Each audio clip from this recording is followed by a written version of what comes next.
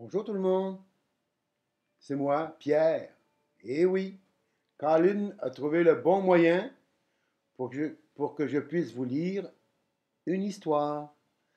Alors, aujourd'hui, je vous lis Faune et flore d'une mare urbaine. Il faisait nuit dehors et je ne voyais pas bien de ma fenêtre.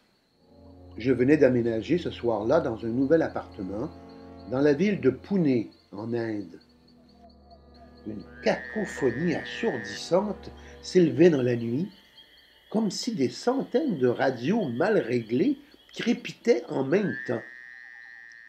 C'est seulement au petit matin que le mystère s'est dissipé. Sous mon balcon se trouvait une petite mare. Une petite mare, c'est comme un petit étang. Une petite mare dans une carrière abandonnée. J'ai alors compris qu'elle devait être habitée par de nombreux animaux qui ne sont actifs que la nuit. Au cours de l'année qui a suivi, j'ai observé les transformations incroyables de la mare au fil des saisons. L'été, l'endroit ressemblait à une dépression dans le sol, aride, sèche et sans vie. Mais avec la mousson, la vie reprenait tout à coup. Comme un orchestre qui attend le signal du chef d'orchestre pour se mettre à jouer.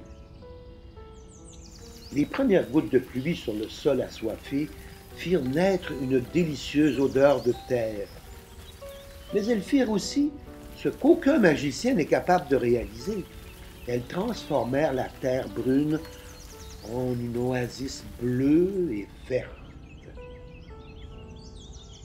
Au bout de quelques jours, des lames de roseaux aux reflets argentés scintillaient au soleil. Des plantes qui avaient semblé misérables, voire mortes, se dressaient soudain avec fierté. Les tiges, couleur chocolat des massettes, se balançaient au gré du vent, tandis que des fleurs cotonneuses, provenant d'arbres proches, s'amoncelaient un peu partout. D'autres créatures se joignirent également à cette danse de la nature. Des martins pêcheurs, d'un bleu éclatant, attendaient patiemment sur les branches et plongeaient tout à coup en piqué pour attraper un poisson en faisant des éclaboussures. Des tisserins baillasses et des capucins damiers à la poitrine mouchetée venaient prélever de quoi fabriquer leur nid sur les roseaux. Un couple de vanneaux arpentait nerveusement les berges de la mare.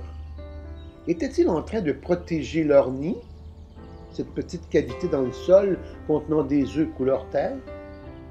C'est fort possible, car à chaque fois que quelqu'un s'approchait, ils s'envolaient bruyamment en poussant des cris aigus. Couic, couic, couic! Dans la mare, j'ai remarqué quelques rochers qui luisaient au soleil. Mais en les observant avec ma paire de jumelles, je me suis aperçu avec stupéfaction que c'étaient des tortues. Ensuite, j'ai vu qu'il y avait du mouvement dans la mare. D'autres tortues molles à clapets nageaient, la tête hors de l'eau. Une semaine avant, à peine, le sol était aride. D'où venaient donc ces tortues? J'ai lu dans un livre qu'elles dorment dans le sol pendant la saison sèche, en attendant que les mares se remplissent à nouveau. J'ai baptisé cet endroit la mare des tortues molles à clapets, en leur honneur.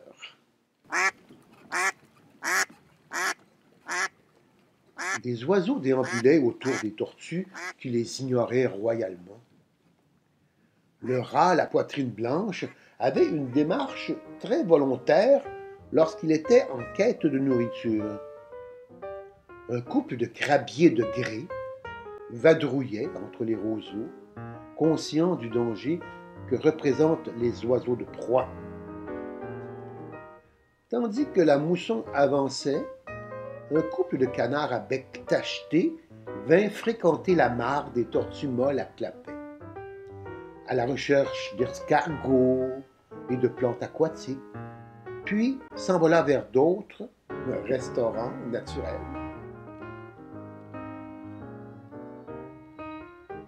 Le ciel était parfois rempli d'insectes, des libellules rouges vifs, des papillons aux couleurs variées et de délicates demoiselles visibles seulement de près.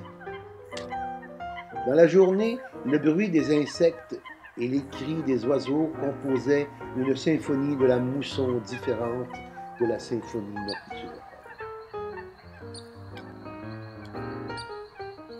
Je pensais qu'une telle mare ne pouvait pas accueillir de mammifères. Quelle erreur! J'ai souvent aperçu des mangoustes timides au bord de l'eau. Une fois, j'ai même vu toute une famille avec 3 bébés. Et puisqu'il y a des mangoustes, les serpents ne devraient pas être bien loin. J'ai en effet eu la chance d'apercevoir plusieurs couleuvres à damier, qui sont de très beaux serpents d'eau, nageant entre les roseaux. Mais qu'est-ce qui avait provoqué ce vacarme nocturne? Des centaines de grenouilles et de crapauds coassant et chantant pour attirer les individus de sexe opposé. Des criquets accrochés aux roseaux et semblant posséder des mégaphones intégrés se joignirent à eux. J'ai rapidement appris à apprécier cette symphonie au rythme particulier. Certains s'invitaient parfois dans cette symphonie nocturne. La chevêche Bram, qui hochait la tête de façon amusante, tandis que je braquais ma lampe torcherelle, et l'engoulevent indien, qui porte bien son nom indien, bruit nocturne. Lui, dont le chant nocturne est plutôt criard. Crouy, crouy, crouy, crouy.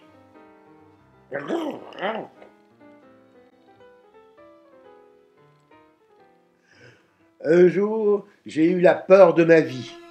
Pas à cause des serpents, ni des becs effrayants des crabiers de gris, mais bien plutôt de personnes qui allaient et venaient autour de la mare des tortues molles à clapet et avaient l'air d'expertiser les lieux. Mes voisins m'ont appris que ces personnes avaient prévu d'assécher le terrain afin de construire des immeubles dessus. J'avais le cœur brisé. Je ne pouvais pas laisser faire cela. Avec un ami, j'ai mobilisé les enfants du voisinage et nous avons invité quelques journalistes. Le lendemain, les journaux ont relayé l'appel des enfants. D'autres habitants du coin ont également commencé à interpeller des officiels au sujet de la mare. Plusieurs organisations environnementales se sont jointes à nos efforts. Nous avons fait venir le préfet de police. Au début, il n'était pas convaincu, mais après avoir découvert la magie de la mousson, il a compris que ce serait une honte de détruire cette mare. Sauvons les tortues! Ça a fini par marcher. La mare des tortues molles à clapet a été classée en zone inconstructible. Quel vénard je suis d'avoir connu la magie de la mousson! Il y avait là, en plein milieu de la ville grouillante d'activités, un mini-sanctuaire interprétant de nombreuses symphonies. La danse de la nature allait pouvoir continuer, assurant ainsi l'existence de milliers de créatures de toutes tailles. Parfois, la magie se trouve juste en bas de chez soi. Sauve une mare. Est-ce qu'il y a une mare près de chez toi? As-tu observé la diversité biologique dedans et tout autour?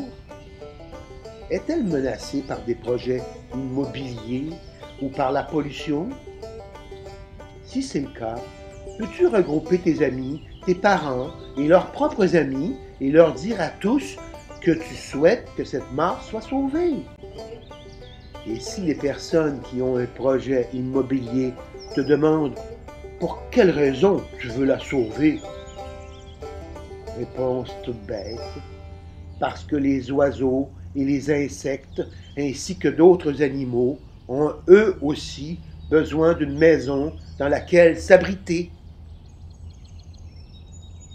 Ne serait-ce pas merveilleux s'il y avait des milliers d'autres mares urbaines offrant une grande diversité biologique? Tu pourras contacter des enfants et des adultes un peu partout sur la planète via Internet ou par courriel postal, partager des photos et des anecdotes sur tes observations et sur la façon dont tu es parvenu à sauver la mare. Et voilà, ainsi se termine l'histoire de la mare. J'espère que vous avez apprécié. À bientôt!